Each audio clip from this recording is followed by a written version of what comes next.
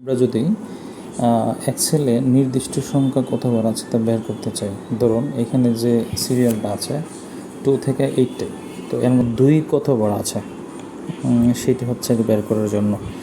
তো আমরা জানি যদি শর্তযুক্ত গণনা করতে হয় তাহলে ইউজ হয় হচ্ছে কাউন্ট ইফ, আর আমরা যদি শুধু গণনা করি তাহলে ইউজ হয় হচ্ছে কাউন্ট। তো এখানে যেহেতু শর্তযুক্ত গণনা যে 2-এর উপর এতগুলো সংখ্যার মধ্যে, তাহলে ইউজ করতে হবে কাউন্ট ইফ।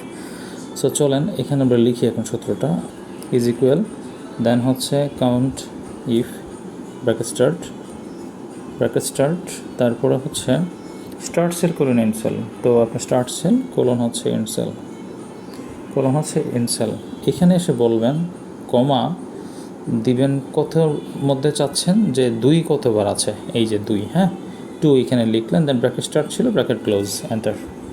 That's it. দেখেন এখানে কতবার আছে সেটা কিন্তু আপনাকে এখন দিয়ে দিচ্ছে। Thank you.